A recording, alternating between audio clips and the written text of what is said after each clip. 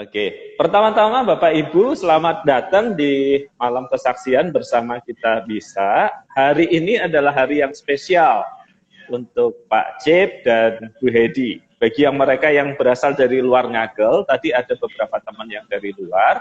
Bu Hedi sekarang adalah penatua di GKI Ngagel. Pak Cip dulu pernah melayani sebagai penatua, pernah menjadi ketua umum, juga di klasis dan juga aktif di sinode wilayah. Sekarang gantian istrinya. Nah, mereka berdua, selain Pak Cip jadi seorang dokter, mereka berdua juga punya swalayan di Surabaya, daerah Mulyosari, begitu. Di Surabaya Timur, namanya gitu. Nanti kita akan ada dua perbincangan terkait bagaimana melewati masa pandemi ini bersama dengan Kristus. Mari kita mulai di dalam doa terlebih dahulu.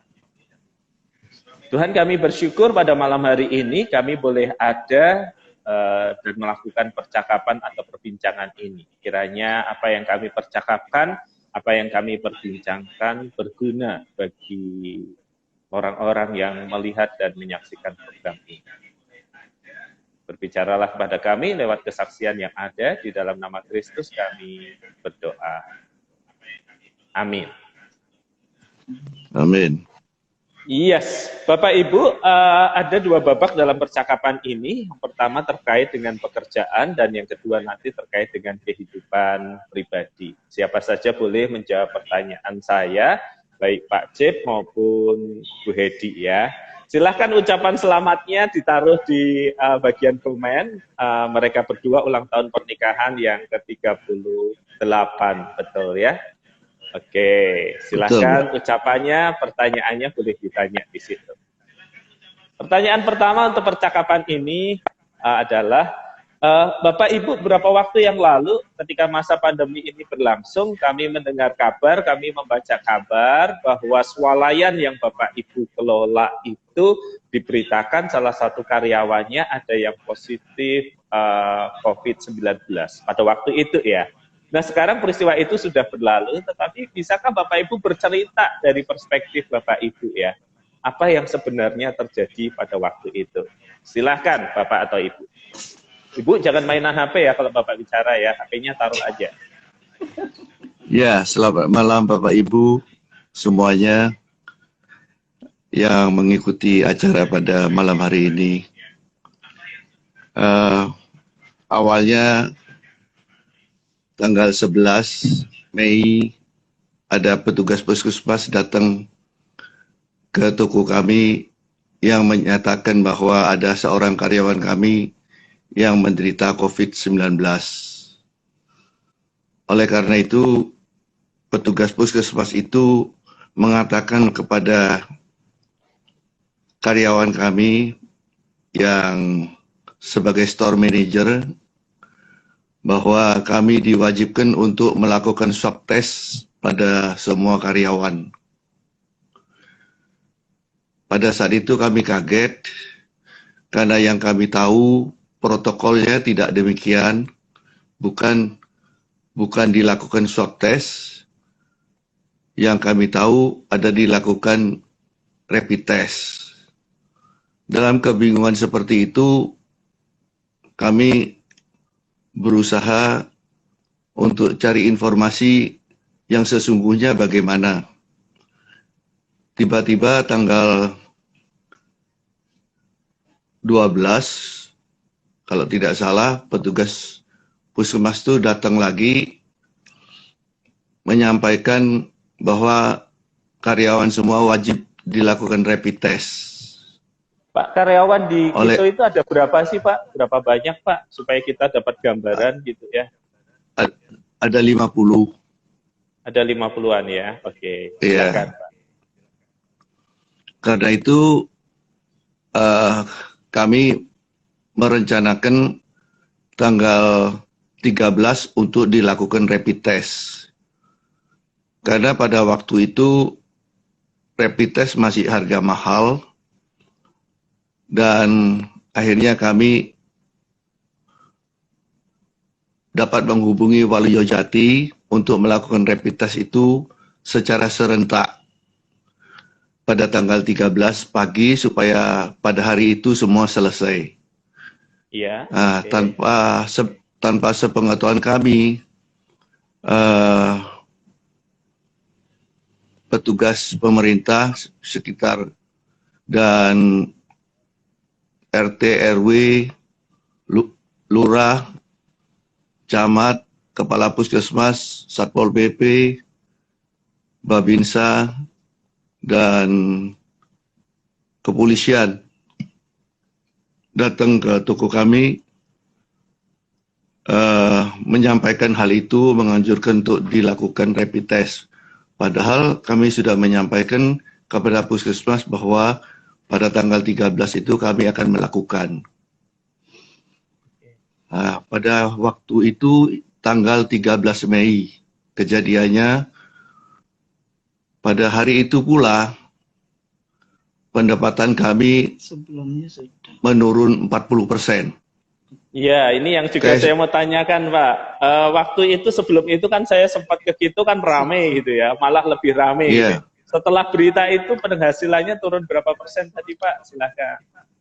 Tanggal 13 itu turun 40%, tanggal 14 itu turun sekitar 60%. Kemudian terus berlangsung, berangsur-angsur naik sedikit-sedikit, sekitar 40% kembali. Dan sampai hari ini pun belum bisa kembali seperti semula. Itu merupakan pergumulan yang berat bagi kami, karena di luar dugaan kami sama sekali. Oke, terima kasih Pak. Sekarang saya ingin ke Ibu ya. Kan kita udah jelas beritanya, dari pemaparan Bapak kan jelas ya. Gara-gara satu orang terindikasi, kemudian semua harus dites, dan akibatnya kemudian omsetnya menurun. Kalau Bapak kan cenderung tenang, kalem, sabar gitu. Kalau Ibu gimana responnya waktu melewati itu semua, Bu? Tenang ya, juga, saya Pak. Saya tahu Ibu pasti ketawa gitu. Silakan, Bu. Tuhan itu memberi ketenangan juga, walaupun kita juga resah, karena sebelumnya itu juga sudah, sebelum petugas mereka datang ke tempat kami, sehari atau 2 hari ya, itu sudah di medsos sudah begitu gencar, dan semua pada tanya ke kami apa benar atau gimana gitu kepada kami. Jadi itu membuat kayak kami ini kayak sudah termasuk yang tersangka atau gimana gitu loh. Jadi sangat-sangat bingung pada waktu itu. Tapi ya kita jalani semua itu, Tuhan banyak menolong kami. Ada ketenangan, ada kekuatan yang Tuhan kasih kepada kami. Itu yang kami rasakan. Walaupun sebenarnya dengan penurunan omset itu kami sangat-sangat khawatir juga, karena kami takut tidak bisa membayar karyawan, tidak bisa membayar supplier, seperti itu. Tetapi Tuhan semua mengatur, dan kami juga tetap bisa berjalan sampai sekarang. Iya, kalau ke Pak Cip, Pak Cip, hasil pemeriksaan waktu itu bagaimana ya Pak? Pada tanggal berapa Bapak mendapatkan kepastian? Supaya ini jelas nih, kita dengar langsung dari pemiliknya nih. Bagaimana waktu itu terkait dengan kabar COVID di salah satu karyawan yang ada. Silahkan Pak Cip. Karyawan itu menderita sakit, batuk, waktu itu sekitar tanggal 18 April. Kemudian dia biasa, setelah itu dia minum obat, ternyata tidak sembuh. Dia merasa menelan, nyeri menelan. Kemudian saya panas, kemudian saya anjurkan pergi ke rumah sakit. Ternyata di rumah sakit itu dilakukan rapid testnya itu negatif. Tetapi di opname dimasukkan sebagai penderita COVID. Dalam perjalanannya, dalam pengobatannya dan selanjutnya dilakukan rapid test, tetapi hasilnya tidak ada. Kemudian dia opname di rumah sakit UNER, kira-kira selama hari ke-10 dia disuruh pulang. Disuruh pulang, diberi vitamin. Saya menanyakan obat apa saja yang diberikan, dia bilang hanya ini obat-obatnya, tapi yang dia sampaikan ke saya tahu bahwa itu adalah vitamin. Sejak itu tidak ada kabar, dia melakukan isolasi mandiri di rumahnya. Kemudian tanggal 11 Mei itu baru ada pemberitahuan dari puskesmas yang menyampaikan bahwa karyawan saya itu menderita COVID-19. Itu Pak. Iya Pak, kronologinya sekarang menjadi jelas ya apa yang terjadi pada waktu itu. Nah Bu, saya tahu Ibu lebih aktif menggunakan medsos dari Bapak ya. Pasti begitu kan? Pertanyaan saya kepada Ibu adalah, kapan pertama kali Ibu mendengar atau melihat atau membaca di medsos bahwa ada kabar tertentu tentang keto dan itu bukan kabar yang baik? Dan bagaimana respons Ibu pada waktu itu? Pada waktu itu mulai pagi, siang, malam? Ya?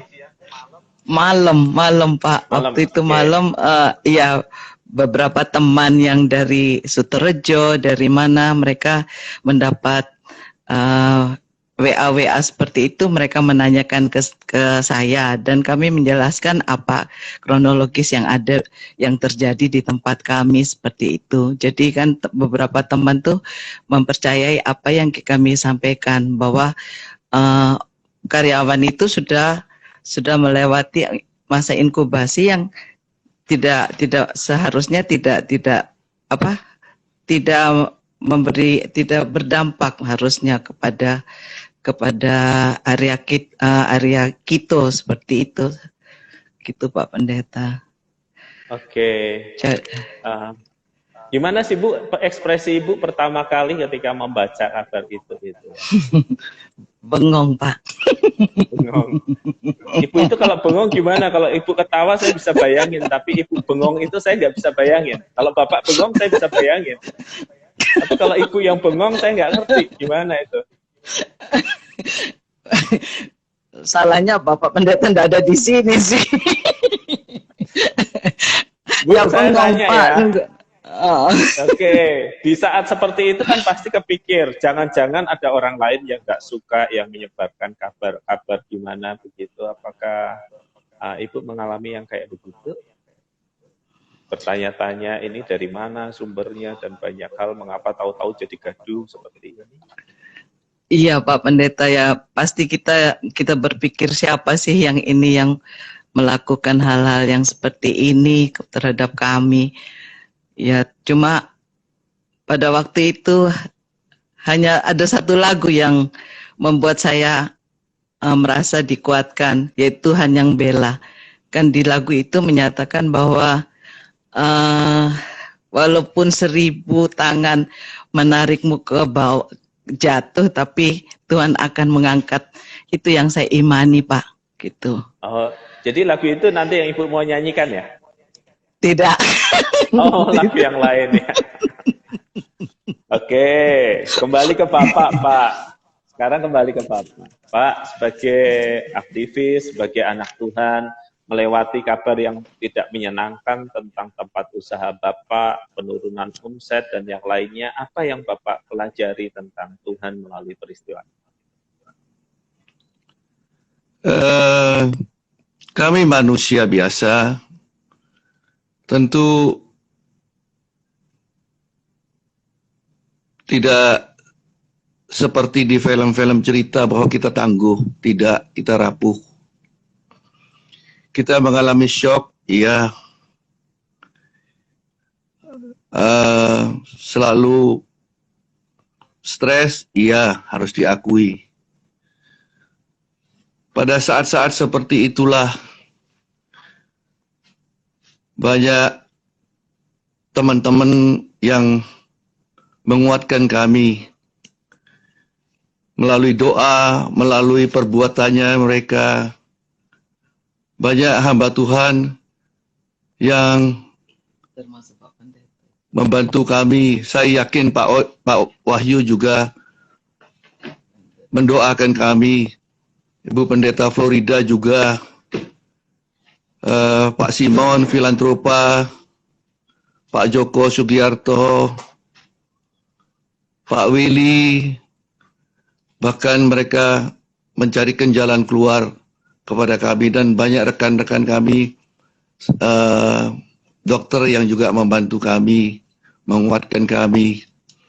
Tapi di saat-saat itulah kami bergandengan tangan beberapa kali dengan Hedi untuk berdoa sepakat supaya senantiasa Tuhan memberikan kekuatan pada kami, memimpin kami melewati masa-masa yang berat seperti ini.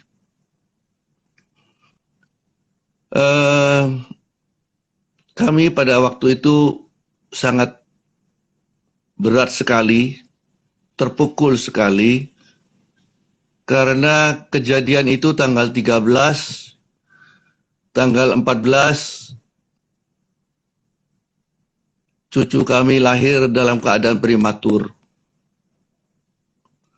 Waktunya hampir bersamaan, selisih 1 hari. Melewati hari-hari yang berat itu dengan kondisi seperti itu memang tidak mudah. Tapi saya bersyukur setiap hari di WA Group itu ada WA Group teman-teman seiman yang sering menulis renungan di sana. Yang pagi saya buka, bunyi firman-Nya, harus menyerahkan segala sesuatu kepada Tuhan. Di kemudian hari, tidak lama kemudian saya mendengarkan khotbahnya Pak WP. Itu yang menambah kami, nambah semangat, menguatkan kami sekali, membantu kami. Dari kami yang jatuh, yang lemah, iman kami disegarkan kembali, dipulihkan kembali untuk menghadapi kenyataan yang ada. Itu Pak Wahyu. Iya, terima kasih Pak Cip. Jadi di tengah yang mengejutkan terjadi, Tuhan menopang melewati sesama, ya, dan firman. Bu, fase babak pertama kita hampir selesai. Saya ingin Ibu nyanyi dulu. Kan kalau ada Bu Hedi nggak ketawa, nggak nyanyi, nggak afdol gitu ya. Ini peralatan karaoke-nya udah disiapkan. Bagi mereka yang melihat ini, kalau Anda senang, Anda happy, Anda pengen Ibu Hedi nyanyi, tolong dikasih apresiasinya dong gitu ya. Ya. Yang mana ini kok? Silahkan dipersiapkan. Nah, mau duet sama Bapak atau sendiri? Sendiri. Ya, silahkan. Life is easy when you're up on the mountain. You got peace of mind like you never know. But things change when you're down in the valley. Don't lose faith, for you're never alone. For the God on the mountain is the God in the valley. When things go wrong, He'll make them right.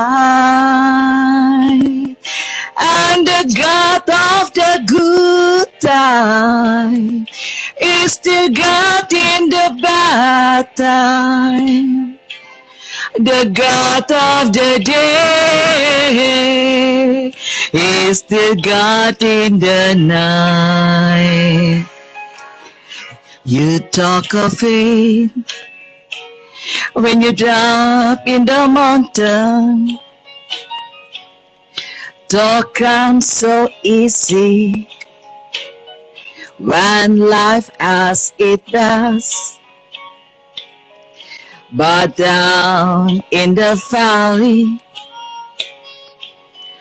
trial and temptation,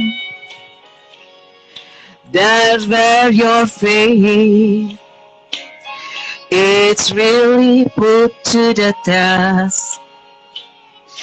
For the God on the mountain is still God in the valley.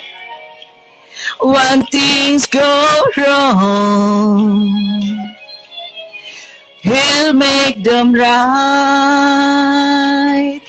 And the God of the good time is still God in the bad time. The God of the day is still God in the night. The God of the day is still God in the night. Ya Bu, tadi ada yang nanya judul lagunya apa lagu ini. Para penggemar Ibu nanya ini. God on the mountain. Oke. The God on the mountain. Iya Pak. He is also the God on the valley gitu ya. Tuhan yang ada di puncak gunung dalam segala keberhasilan. Dia juga Tuhan yang ada di lembah ya. Tuhan yang ada di saat yang baik. Tuhan juga yang ada di saat yang buruk ya. Betul Oke, Pak. dari pengalaman bersama dengan kita udah belajar hal yang mengejutkan bisa terjadi. Tapi topangan Tuhan nyata melalui sesama.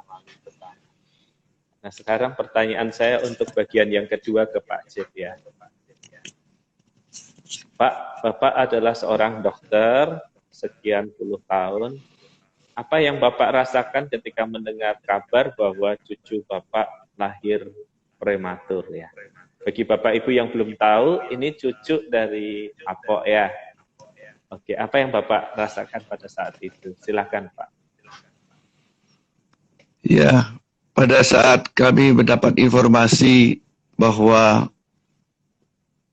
cucu saya Moses lahir dengan berat badan 1,18 kilogram, saya terkejut, Pak.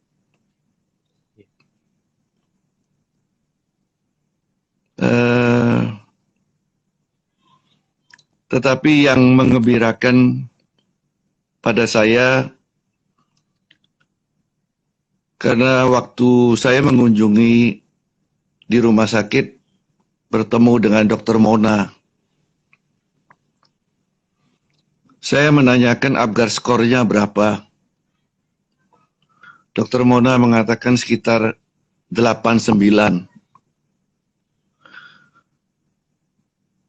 Itu memberikan suatu kegembiraan kepada saya. Karena kalau Apgar skor rendah, itu kemungkinan terjadi komplikasi dan lain sebagainya banyak sekali. Angka 7 adalah normal, sedangkan anak ini 8 sampai 9, itu yang menggembirakan bagi saya, Pak. Iya. Jadi waktu itu lahir dalam usia berapa bulan, Pak Jeb? 7 bulan kalau tidak salah. Ya, sekitar 7 bulan, dan itu berdekatan sekali dengan kabar yang kurang baik tentang Kito itu ya Pak ya. Sehari ya. Selisih sehari. Yeah. Selisih sehari ya. Ini jadi dua kejutan kehidupan yang terjadi dalam 2 hari yang bersamaan ya Pak ya. Bersisihan. Iya. Yeah. Bu Hedi bagaimana Bagaimana ketika masih harus memikirkan tentang itu dan kemudian Lisa ya tiba-tiba harus melahirkan ya. Pada waktu bagaimana kejadiannya waktu itu? Sebenarnya dengan proses kelahiran yang tiba-tiba ini membuat kami juga bahagia sebenarnya, karena kan merasa bahwa bayi ini sehat dan melihat bahwa bayi-bayi lain yang di bawah itu pun bisa hidup gitu loh. Jadi ada suatu kelegaan pada kita. Tuhan memberikan kemarin kita susah-susah, hari ini kita bahagia karena punya cucu gitu loh waktu itu. Yeah. Jadi kita punya harapan bahwa anak ini pasti bisa melewati walaupun dia prematur seperti itu, Pak Pendeta. Oke, jadi di tengah kejutan yang kurang menyenangkan waktu itu Bapak Ibu merasa berita kelahiran ini sesuatu yang menggembirakan ya?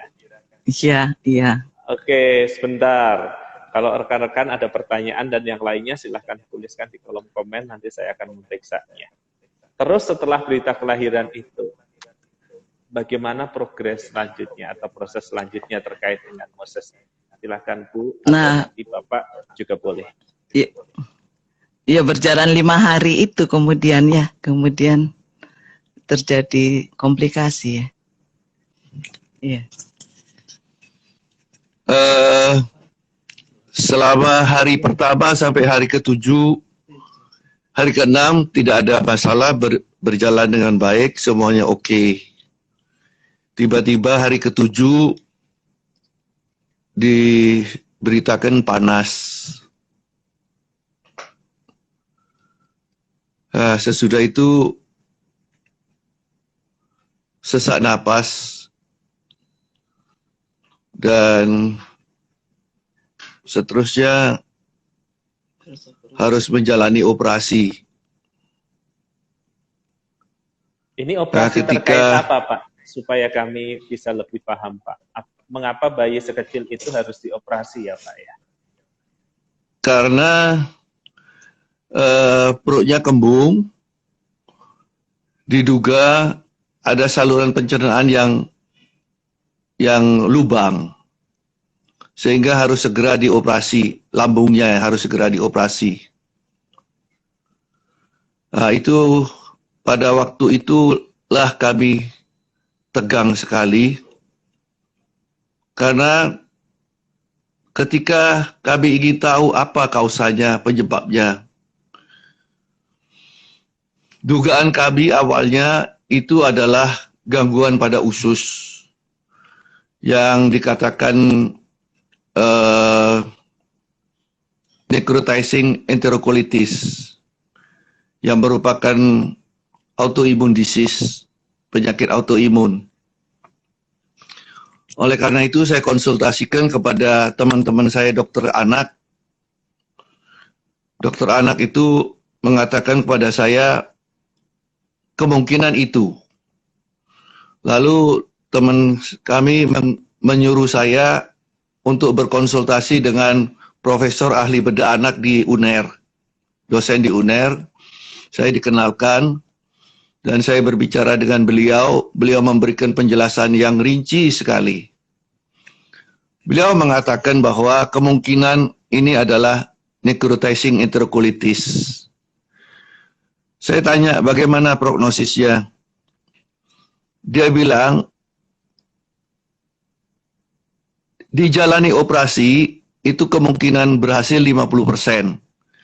50% artinya bahwa operasinya itu berhasil atau tidak. Itu operasinya tok, belum kemungkinan survive atau tidak. Dia tidak berani mengatakan itu.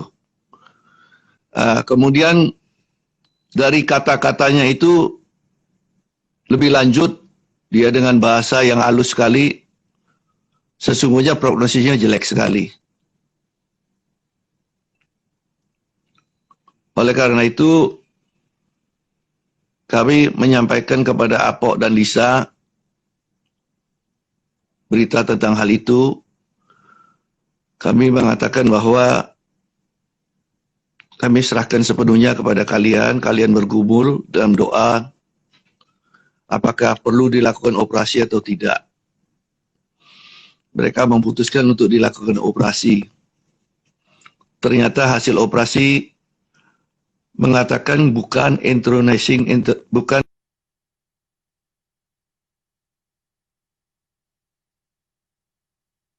Oke, sebentar. Nampaknya koneksi Bapak Ibu Cip ada masalah ini, tidak stabil. Oke, lanjutkan Pak Cip, silahkan. Dengar, Pak. Ya, dengar sampai ke bagian prognosis buruk, Pak Cip kemudian meminta Apok dan Lisa untuk bergumul tentang terkait operasi ya. Silahkan. Enggak, beres. Ya, sudah terlihat Pak. Oke. Lanjutkan Pak Cip, silahkan Pak Cip.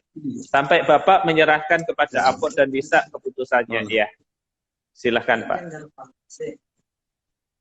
Bentar, tidak dengar suara saya. Bapak Ibu sudah mendengar suara saya dengan baik? Oke. Iya. Oke, sebentar ya. Sementara mereka sedang mempersiapkan beberapa hal teknis, Bapak Ibu, kita tadi sudah mendengar kisah sampai bagaimana hal yang awalnya adalah kabar baik itu, di tengah apa yang terjadi dengan Kito, kemudian cucu yang dilahirkan ini mengalami keadaan yang kurang baik, sampai akhirnya harus dioperasi. Nah, tadi sampai di situ. Pak Cip silahkan melanjutkan. Sampai apa yang terjadi setelah operasi. Silahkan Pak Cip. Setelah operasi, ternyata hasil operasinya bukan necrotizing enterocolitis, tetapi lambungnya yang berlubang. Sesudah itu, sesudah sehari operasi selesai, dokternya mengatakan akan dilakukan operasi kedua, yaitu karena jantungnya bocor, itu yang harus ditutup. Kami kaget, apakah bayi sekecil itu dapat bertahan dengan menerima operasi yang kedua.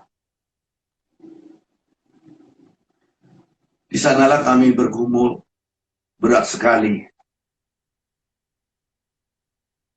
Satu belum selesai, muncul yang lain lagi. Nah, ternyata setelah operasi, sehari demi sehari keadaannya makin memburuk. Dan pada tanggal 28, Moses dipanggil Tuhan. Oke. Iya, terima kasih untuk uraian penjelasannya Pak Cip. Jadi kita mengerti kondisi kesehatannya kemudian menurun dan ada 2 kali operasi ya yang harusnya dijalani. Apakah operasi yang kedua jadi dijalani enggak Pak Cip yang terkait jantung? Tidak jadi ya. Oke ya, jadi sekali operasi dan kemudian terus berpulang ya. Bu Hedi, Bu, sebagai seorang oma menghadapi hari-hari yang berat di toko, menghadapi hari-hari yang berat terkait dengan cucu ini, silahkan berbagi pengalaman dan apa yang Ibu rasakan waktu itu.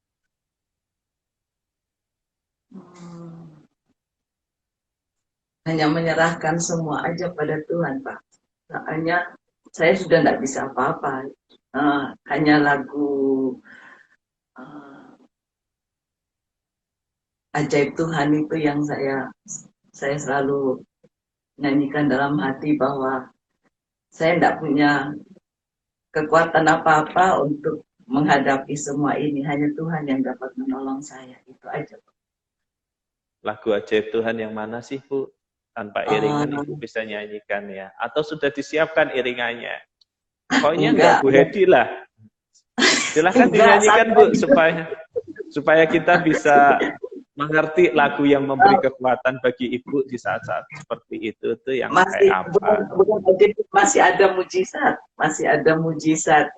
Jadi ketika mana lagunya masih ada mujizat. itu yang menguatkan saya selama menghadapi keadaan toko belum beres, cucu seperti itu. Ya, kita jalani hidup itu aja bersama. Kita tahu, hanya percaya Tuhan memberi yang terbaik buat kami, itu saja, Pak. Iya. Dan kemudian Tuhan memanggil Moses ya. Pak Cep, apa yang Bapak pelajari dari pengalaman kehilangan ini ya Pak? Ini cucu yang ketiga ya. Yang pertama yang laki-laki ya, betul ya? Ya, apa yang Bapak pelajari? Kami merasa hari-hari itu berat sekali karena bukan hanya kehilangan Moses, tapi kami juga harus memberikan kekuatan, memberikan nasihat, memberi penghiburan kepada Apok dan Lisa sebagai papa mama yang kehilangan anaknya. Jadi tidak mudah untuk menjalani hidup seperti itu. Tetapi di luar semuanya itu kami diberi ketegaran, kekuatan hanya karena Yesus Kristus. Kami terus berdoa. Dengan berdoa kami merasa dekat dengan Tuhan. Dari sana kami memperoleh ketenangan dan kekuatan yang sesungguhnya. Oke. Ibu, apa yang Ibu pelajari dari pengalaman mendampingi anak, cucu, selain mengurus toko di tengah semua pergumulan yang terjadi ya? Apa yang Ibu rasakan dan sekarang setelah semuanya berlalu, apa yang ingin Ibu sampaikan kepada rekan-rekan yang lain? Sebenarnya saya sendiri lemah, tapi saya melihat seperti Lisa lebih lagi, dia lebih berat. Jadi sehingga saya harus memberi support kepada dia, dan kami sama-sama bisa berdoa bersama seperti itu untuk membuat dia juga bisa merelakan bahwa kita percaya kedaulatan Tuhan lebih dari atas segala-galanya, dan kita percaya Tuhan akan memberi kita yang terbaik. Itu aja. Jadi saya hanya ingin menguatkan Lisa, dia biar bisa percaya bahwa Tuhan itu di atas segala-galanya untuk hidup kita. Iya, terima kasih Bu. Jadi di tengah segala duka yang ada, Tuhan kedaulatannya menjadi tempat untuk bersandar ya. Ya. Sungguh Tuhan tidak mudah. Silahkan Bu. Tuhan memberi kita ketenangan, memberi kita kekuatan di saat yang begitu berat kita jalani semua masalah yang terus berganti-ganti. Kayak roller coaster aja Pak Pendeta, kita harus selalu selesai toko, ada cucu, selesai cucu, Papa harus masuk rumah sakit seperti itu. Jadi ya udah jalani aja semua, kita jalani.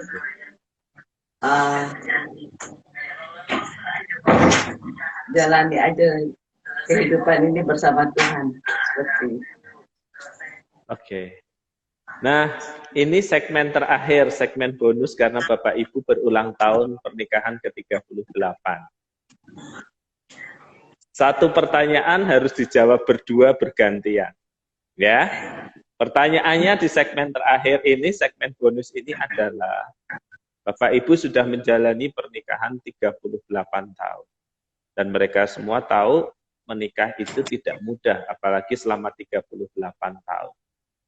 Pak Jep, apa dua hal yang Bapak pelajari selama 38 tahun yang ingin Bapak katakan kepada menantu, kepada para pemuda yang sedang mencari pasangan, kepada siapapun yang mendengarkan program ini? Dua hal saja Pak, nanti Ibu dua hal. Silahkan mulai dari Pak Jep. Sebagai suami, Satu, harus jujur. Kedua, harus sabar. Oke, dua hal itu ya Pak ya. Pertama jujur, kedua sabar. Ketika Bapak mengatakan kalimat sabar, Ibu tersenyum. Saya tahu apa artinya ya Pak. Ujian kesabarannya kan yang di sebelah itu kan ya Pak. Bu Hedi, sekarang dari perspektif Ibu, setelah 38 tahun menikah, apa yang Ibu pelajari, yang ingin Ibu katakan kepada anak, menantu, cucu, atau siapapun yang mendengarkan program ini? Dalam rumah tangga itu tidak boleh egois. Kalau egois pasti ribut di dalam rumah tangga. Dan tidak boleh juga suka menuntut, itu aja. Terima aja semua. Iya. Soalnya kalau nggak terima bikin nggak sabar ya Bu ya. Ini ada banyak komen tentang sabar, auto ngakak, sabar, katanya nggak ada pilihan ya Pak Cip ya, apa boleh buat dan yang lainnya.